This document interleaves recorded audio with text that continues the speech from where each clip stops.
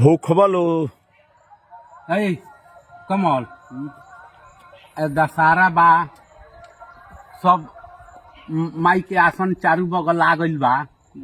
का हो राजू सही बात बा। माई के आसन आ गइल बा तो हम कहतानी राजू भाई हम आ तू तीनों जना मिल के आरा चले के माई के लगे तू ही जा। हाँ हमारा बस के सौदा आरा बक्सर उन्हें सब उन्हें भेंट मुलाकात कर लियल माई से दर्शन कर लियल जाई आ गोड़ लाग लियल जाई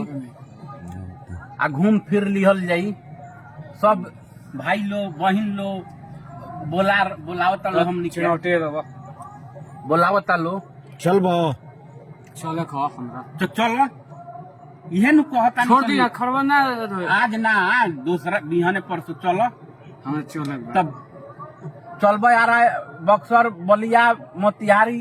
तो भाई लो से बहन लो से का कहब। लेकिन अगर सुन लो बाढ़ आइल बा पहले सुन लो बाहर आ गइल बा बाढ़ आ गइल बा चारू बगल। वैसे कोनो बात नहीं है हाँ भाई लो हमनी के बाढ़ में दहवा नानू दिलो ओकर व्यवस्था करी लो नु हाँ मान लो कि बड़ा बांध हम टूट गइल बा। अच्छा तो बांध टूट गइल बा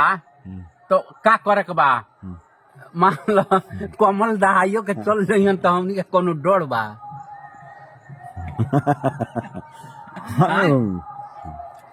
का यार तू दहा के जइबो तो कोनो डर बा हाँ ए यार तू कुछ कहे के चाहत रहो चले के बा मेला बोलो लेके जाएगा ए हम रुकम ना चल जा जा जा अच्छा, दूसरा ए कमल सिसोमनिया मोड़ पर दुर्गा जी धराई बाड़ी सबे सिसोमनिया डोनापुर के लोग धैले बा रंग बिरंग के पंडाल तनाइल बा पूजा पाठ सब हो रहल बा बड़ी दूर दूर से लोग आ रहल बा चल बा झुलुआ उलुआ सब लागल बा अच्छा बोलो चलल जाओ जाई ले सिसोनिया भोला भाई लोग सब जिलेबी खाए के पैसा ले आई डोनापुर चल बा डोरा पर तू ही गइल बा के औरी लोग गइल बा तो चलबा तब न ने तो तोरे नहीं हमें समास बा हाँ तो चलल जाई मोड़ पर वो जो बहुत भारी मेला लागल बा कुली धराइल बा बनल बा रंग बिरंग के सब लागल बा झुलुआ आइल बा चलबा नु चलो ले 3-4 दिन के बाद तो हाँ प्रसादी पाल लेवे के बा सब भाई लोग से भेंट कर लेवे के बा आ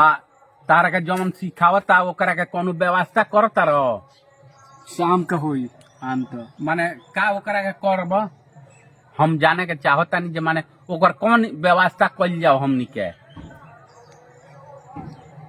बोलो तारा से हो जी भाई मर्दे का ना हुई हमरा से बोलो बोलो यार हो जाई ओ के माने का ओकरा के करे के पड़ी ओकरा के मीट बनवावे के पड़ी खियावे खातिर के का बन जाओ दारू ताड़ी हैसन हैसन ए थिया में जब ती करे तू है ने बन जाई तो का कहता रे बोलो आखिर ओकरा के खियाव के पियाव पड़ी नु जौन तारा के सिखैले बा ओकरा के बोलो यार का इंतजाम होको ओकर ओई के हम व्यवस्था करे ना यार हम के व्यवस्था कर देम हम तारा लगे पैसा बाजे राजू भाई ए राजू भाई है में धैला हो हमार सामान हाँ बोलो यार राजू भाई बोलो इनकरा के माने जे सिखैले बा उनकरा के कुली व्यवस्था करे के बा खियावे पियावे वाली तो हनु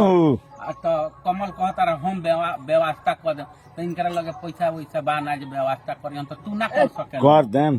कार्य काहे कहीं से तो और लोग का माने का खियावे कि इनकर विचार बा का खियाल जाई हां जौन मुर्गा चावल आय मुर्गा चावल ए यार उ सिखैलहुं बा मुर्गा चावल खियैबो करबो ना नहीं खन क्लियर कइला बे कतनी शादी हम हां तो वैसे न पूछता काहे से को जना बाड़े हां को जना बाड़े चार जने 4 जना सिखैले बाड़े ठीक ए राजू भाई 4 जना के का बनावे के बा हम आम तो ओकरा बाद बता ना खाना खाना का बने 4 आदमी के चावल औरी मुर्गा रही अच्छा औरी कुछ और का रही घंटा रही नहीं माने कोनो माल माल झाट रही अच्छा मान लो जो बहुत मेहनत कइले बा सिखैले बा तारा के वीडियो बनावे नहीं के देले तो ओकरा के इंतजाम तो करे के पड़ी शादी का नाम तो होई राती का नाम तो होई तो सुनो यार रुको ए यार पेप्सियो मंगवा दिहल जाई उनका वो लोग के कुछ ना कुछ ए यार तो जे कहां से जे हमने हमरे जाएगा ब्लॉग को कानून सके का करे हो काम बा कौन काम बा ना लिखा पड़ी हुई का ना